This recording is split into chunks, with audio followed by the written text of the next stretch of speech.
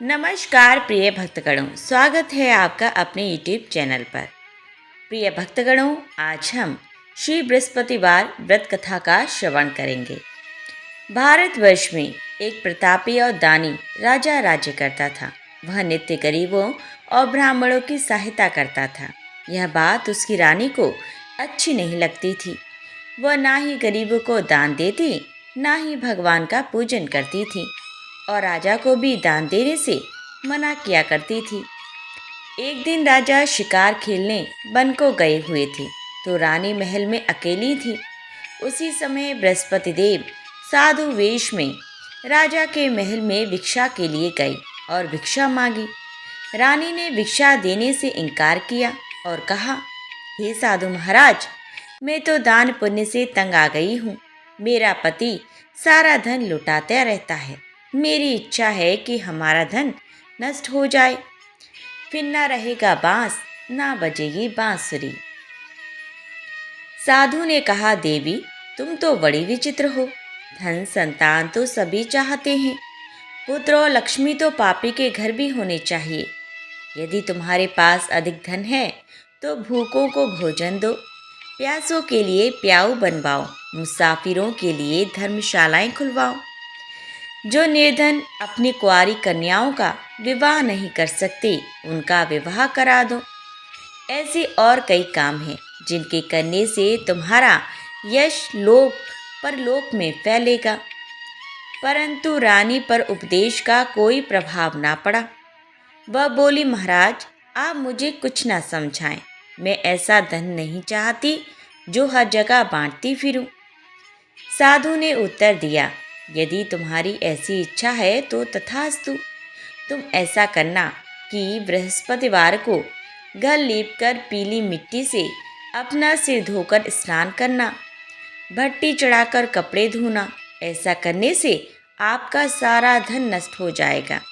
इतना कहकर वह साधु महाराज वहाँ से आलोप हो गए। साधु के अनुसार कई बातों को पूरा करते हुए रानी को केवल 3 बृहस्पतिवार ही बीते थे कि उसकी समस्त धन संपत्ति नष्ट हो गई। भोजन के लिए राजा का परिवार तरसने लगा। तब एक दिन राजा ने रानी से बोला कि हे रानी, तुम यहीं रहो, मैं दूसरे देश को जाता हूँ, क्योंकि यहाँ पर सभी लोग मुझे जानते हैं, इसीलिए मैं कोई छोटा कार्य नहीं कर सकता। ऐसा कहकर राजा परदेश चला गया। वहाँ वह जंगल से लकड़ी काट कर लाता और शहर में बेचता। इस तरह वह अपना जीवन व्यतीत करने लगा। इधर राजा के परदेश जाते ही रानी और दासी दुखी रहने लगी। एक बार जब रानी और दासी को 7 दिन तक बिना भोजन के रहना पड़ा, तो रानी ने अपनी दासी से कहा, ये दासी, पास ही के नगर में मेरी बहन रहती है। वह बड़ी ही धनवान है। तू उसके पास जा और कुछ ले आ, ताकि थोड़ी बहुत गुजर बसर हो जाए। दासी रानी की बहन के पास गई। उस दिन गुरुवार था और रानी की बहन उस समय बृहस्पतिवार व्रत की कथा सुन रही थी। दासी ने रानी की बहन को अपनी रानी का संदेश दिया, लेकिन रानी की बड़ी बहन ने कोई उत्तर नहीं दिया। जब दासी को रानी की बहन से कोई उत्तर नहीं मिला, तो वह बहुत दुखी हुई और उसे क्रोध भी आया। दासी ने वापस आकर रानी को सारी बात बता दी। सुनकर रानी ने अपने भाग्य को कोसा। उधर रानी की बहन ने सोचा कि मेरी बहन की दासी आई थी, परंतु मैं उससे नहीं बोली, इससे वह बहुत दुखी हुई होगी। कथा सुनकर और पूजन समाप्त करके वह अपनी बहन के घर आई और कहने लगी, हे बहन, मैं बृहस्पतिवार का व्रत कर रही थी। तुम्हारी दासी मेरे घर आई थी, परंतु जब तक कथा होती है तब तक ना तो उठते हैं और ना ही बोलते हैं, इसीलिए मैं नहीं बोली। कहो दासी, क्यों गई थी? रानी बोली, बहन, तुमसे क्या छिपाऊं, हमारे घर में खाने तक को अनाज नहीं था। ऐसा कहते कहते रानी की आंखें भर आईं। उसने दासी समेत पिछले 7 दिनों से भूखे रहने तक की बात अपनी बहन को विस्तार पूर्वक सुना दी। रानी की बहन बोली, देखो बहन, भगवान बृहस्पति देव सबकी मनोकामना को पूर्ण करते हैं। देखो, शायद तुम्हारे घर में अनाज रखा हो। पहले तो रानी को विश्वास नहीं हुआ, पर बहन के आग्रह करने पर उसने अपनी दासी को अंदर भेजा तो उसे सचमुच अनाज से भरा एक घड़ा मिल गया। यह देखकर दासी को बड़ी हैरानी हुई। दासी रानी से कहने लगी, हे रानी, जब हमको भोजन नहीं मिलता तो हम व्रत ही तो करते हैं, इसीलिए क्यों ना इनसे व्रत और कथा की विधि पूछ ली जाए ताकि हम भी व्रत कर सकें। तब रानी ने अपनी बहन से बृहस्पतिवार व्रत के बारे में पूछा। उसकी बहन ने बताया, बृहस्पतिवार के व्रत में चने की दाल और मुनक्का से विष्णु भगवान का केले की जड़ में पूजन करें तथा दीपक जलाएं, व्रत कथा सुने और पीला भोजन ही करें। इससे बृहस्पति देव प्रसन्न होते हैं। व्रत और पूजन विधि बताकर रानी की बहन अपने घर को लौट गई। 7 दिन के बाद जब गुरुवार आया तो रानी और दासी ने व्रत रखा। गुड़ साल में जाकर चना और गुड़ लेकर आई, फिर उससे केले की जड़ तथा विष्णु भगवान का पूजन किया। अब पीला भोजन कहाँ से आए, इस बात को लेकर दोनों बहुत दुखी थे। चूँकि उन्होंने व्रत रखा था, इसीलिए बृहस्पति देव उनसे प्रसन्न थे। इसीलिए वे एक साधारण व्यक्ति का रूप धारण कर 2 थालों में सुंदर पीला भोजन दासी को दे गए। भोजन पाकर दासी प्रसन्न हुई और फिर रानी के साथ मिलकर भोजन ग्रहण किया। उसके बाद वे सभी गुरुवार को व्रत और पूजन करने लगे। बृहस्पति भगवान की कृपा से उनके पास फिर से धन संपत्ति आ गई, परंतु रानी फिर से पहले की तरह आलस्य करने लगी। तब दासी बोली, देखो रानी, तुम पहले भी इस प्रकार आलस्य करती थी। तुम्हें धन रखने में कष्ट होता था, इस कारण सभी धन नष्ट हो गया, और अब जब भगवान बृहस्पति की कृपा से धन मिला है तो तुम्हें फिर से आलस्य होता है। रानी को समझाते हुए दासी कहती है कि बड़ी मुसीबतों के बाद हमने यह धन पाया है, इसीलिए हमें दान पुण्य करना चाहिए, भूखे मनुष्यों को भोजन कराना चाहिए और धन को शुभ कार्यों में खर्च करना चाहिए, जिससे तुम्हारे कुल का यश बढ़ेगा, स्वर्ग की प्राप्ति होगी और पितृ प्रसन्न होंगे। दासी की बात मानकर रानी अपना धन शुभ कार्यों में खर्च करने लगी, जिससे पूरे नगर में उसका यश फैलने लगा। एक दिन राजा दुखी होकर जंगल में एक पेड़ के नीचे आसन जमाकर बैठ गया। वह अपनी दशा को याद करके व्याकुल होने लगा। बृहस्पतिवार का दिन था। एकाएक उसने देखा कि निर्जन वन में एक साधु प्रकट हुए। वह साधु वेश में स्वयं बृहस्पति देवता थे। लकड़हारे के सामने आकर बोले, हे लकड़हारे, इन सुनसान जंगल में तू चिंता मग्न क्यों बैठा है? लकड़हारे ने दोनों हाथ जोड़कर प्रणाम किया और उत्तर दिया, महात्मा जी, आप सब कुछ जानते हैं, मैं क्या कहूँ। यह कहकर रोने लगा और साधु को अपनी आत्मकथा सुनाई। महात्मा जी ने कहा, तुम्हारी स्त्री ने बृहस्पति के दिन बृहस्पति भगवान का निरादर किया है, जिसके कारण रुष्ट होकर उन्होंने तुम्हारी यह दशा कर दी। अब तुम चिंता को दूर करके मेरे कहने पर चलो तो तुम्हारे सब कष्ट दूर हो जाएंगे और भगवान पहले से भी अधिक संपत्ति देंगे। तुम बृहस्पति के दिन कथा किया करो। 2 पैसे के चने मुनक्का लाकर उसका प्रसाद बनाओ और शुद्ध जल से लोटे में शक्कर मिलाकर अमृत तैयार करो। कथा के पश्चात अपने सारे परिवार और सुनने वाले प्रेमियों में अमृत व प्रसाद बांटकर आप भी ग्रहण करो। ऐसा करने से भगवान तुम्हारी सब मनोकामनाएं पूरी करेंगे।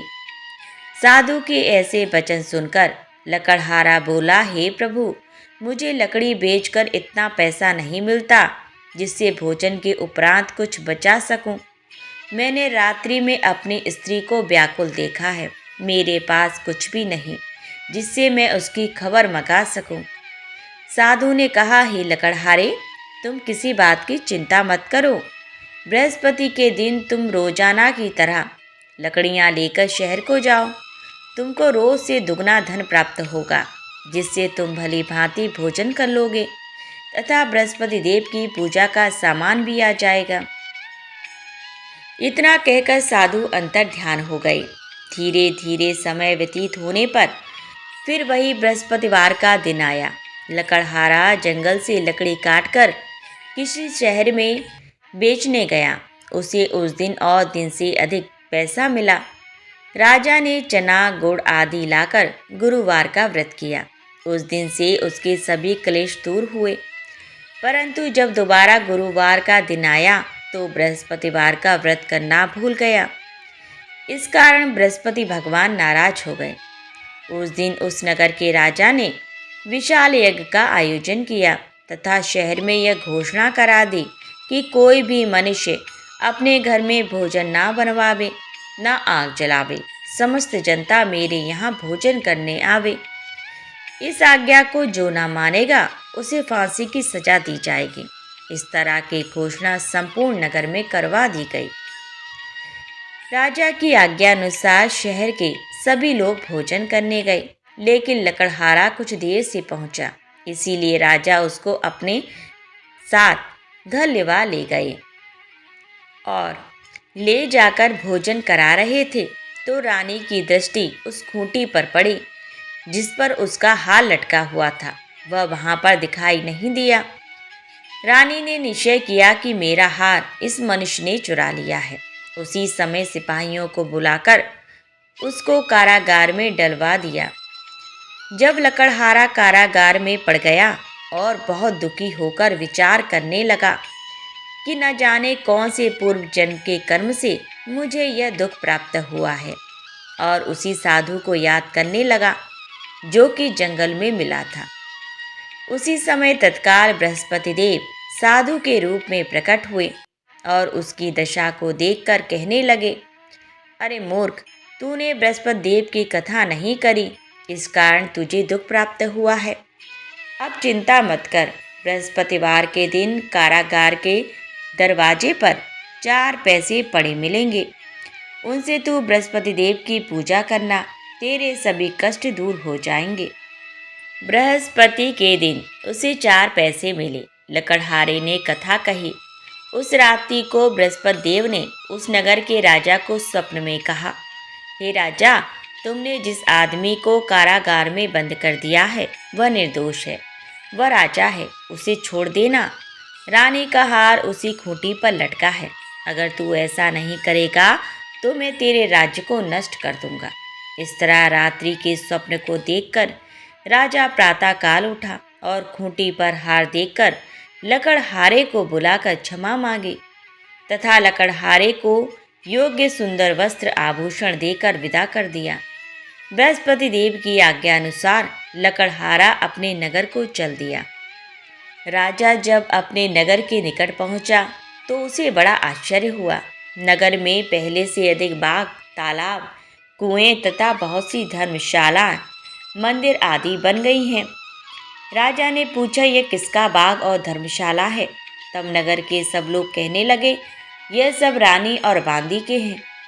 तो राजा को आश्चर्य हुआ और गुस्सा भी आया।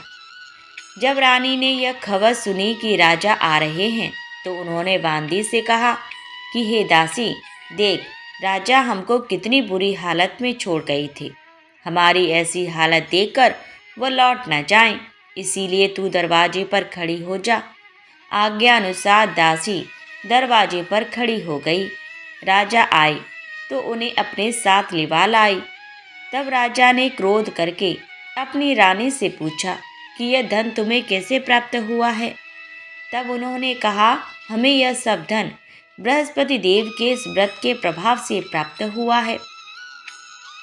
राजा ने निश्चय किया कि 7 रोज बाद तो सभी बृहस्पति देव का पूजन करते हैं, परंतु मैं प्रतिदिन दिन में 3 बार कहानी तथा रोज व्रत किया करूँगा। अब हर समय राजा के दुपट्टे में चने की दाल बंधी रहती तथा दिन में 3 बार कहानी कहता। एक रोज राजा ने विचार किया कि चलो अपनी बहन के यहाँ हो आवे। इस तरह निश्चय कर राजा घोड़े पर सवार हो अपनी बहन के यहाँ को चलने लगा। मार्ग में उसने देखा कि कुछ आदमी एक मुर्दे को लिए जा रहे हैं। उन्हें रोककर राजा कहने लगा, अरे भाइयों, मेरी बृहस्पति देव की कथा सुन लो। वे बोले, लो, हमारा तो आदमी मर गया है, इसको अपनी कथा की पड़ी है। परंतु कुछ आदमी बोले, अच्छा कहो, हम तुम्हारी कथा भी सुनेंगे। राजा ने दाल निकाली और जब कथा आदि हुई थी कि मुर्दा हिलने लग गया, और जब कथा समाप्त हो गई तो राम राम करके मनुष्य उठकर खड़ा हो गया। आगे मार्ग में उसे एक किसान खेत में हल चलाता मिला। राजा ने उसे देखा और उससे बोला, अरे भैया, तुम मेरी बृहस्पतिवार की कथा सुन लो। किसान बोला, जब तक मैं तेरी कथा सुनूंगा तब तक 4 हरैया जोत लूँगा। जा अपनी कथा और किसी को सुनाना। इस तरह राजा आगे चलने लगा। राजा के हटते ही बैल पछाड़ खाकर गिर गई तथा किसान के पेट में बड़ी जोर का दर्द होने लगा। उस समय उसकी माँ रोटी लेकर आई। उसने जब यह देखा तो अपने पुत्र से सब हाल पूछा और बेटे ने सभी हाल कह दिया। तो बुढ़िया दौड़ी दौड़ी उस घुड़सवार के पास गई और उसे बोली कि मैं तेरी कथा सुनूंगी, तू अपनी कथा मेरे खेत पर चलकर ही कहना। राजा ने बुढ़िया के खेत पर जाकर कथा कही, जिसके सुनते ही वह बैल उठ खड़े हुए तथा किसान के पेट का दर्द भी बंद हो गया। राजा अपनी बहन के घर पहुंचा। बहन ने भाई की खूब मेहमानी की। दूसरी रोज प्रातःकाल राजा जगा तो वह देखने लगा कि सब लोग भोजन कर रहे हैं। राजा ने अपनी बहन से कहा, ऐसा कोई मनुष्य है जिसने भोजन नहीं किया हो, मेरी बृहस्पतिवार की कथा सुन ले। बहन बोली, हे भैया, यह देश ऐसा ही है कि पहले यहाँ लोग भोजन करते हैं, बाद में अन्य काम करते हैं। अगर कोई पड़ोस में हो तो दिखाऊं। वह ऐसा कहकर देखने चली गई, परंतु उसे कोई व्यक्ति नहीं मिला जिसने भोजन ना किया हो। अतः वह एक कुमार के घर गई जिसका लड़का बीमार था। उसे मालूम हुआ कि उनके यहाँ 3 रोज से किसी ने भोजन नहीं किया है। रानी ने अपने भाई की कथा सुनने के लिए कुम्हार से कहा। वह तैयार हो गया। राजा ने जाकर बृहस्पतिवार की कथा कही, जिसको सुनकर उसका लड़का ठीक हो गया।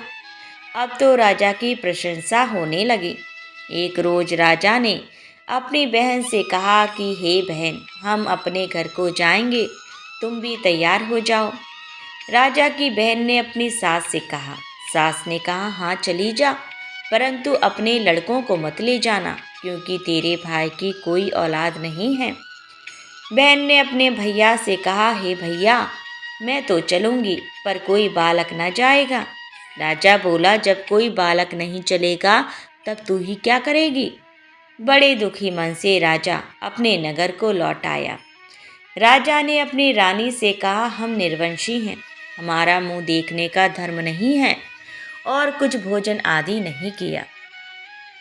रानी बोली, हे प्रभु, बृहस्पति देव ने हमें सब कुछ दिया है, वह हमें औलाद अवश्य देंगे। उसी रात को बृहस्पति देव ने राजा से स्वप्न में कहा, हे राजा, उठ, सभी सोच त्याग दे, तेरी रानी गर्भ से है। राजा की यह बात सुनकर बड़ी खुशी हुई। 9वें महीने में उसके गर्भ से एक सुंदर पुत्र पैदा हुआ। तब राजा बोला, हे रानी, स्त्री बिना भोजन के रह सकती है, पर बिना कहे नहीं रह सकती। जब मेरी बहन आवे तुम उससे कुछ कहना मत। रानी ने सुनकर हाँ कर दिया। जब राजा की बहन ने यह शुभ समाचार सुना तो वह बहुत खुश हुई तथा बधाई लेकर अपने भाई के यहाँ आई। तभी रानी ने कहा, घोड़ा चढ़कर तो नहीं आई, गधा चढ़ी आई। राजा की बहन बोली, भाभी, मैं इस प्रकार न कहती तो तुम्हें औलाद कैसे मिलती। बृहस्पति देव ऐसे ही हैं, जैसे जिसके मन में कामनाएं हैं सभी को पूर्ण करते हैं। जो सद्भावना पूर्वक बृहस्पतिवार का व्रत करता है एवं कथा पढ़ता है अथवा सुनता है, दूसरों को सुनाता है। बृहस्पति देव उसकी सभी मनोकामना पूर्ण करते हैं। भगवान बृहस्पति देव उसकी सदैव रक्षा करते हैं। संसार में जो मनुष्य सद्भावना से भगवान जी का पूजन व्रत सच्चे हृदय से करते हैं तो उनकी सभी मनोकामनाएं पूर्ण करते हैं।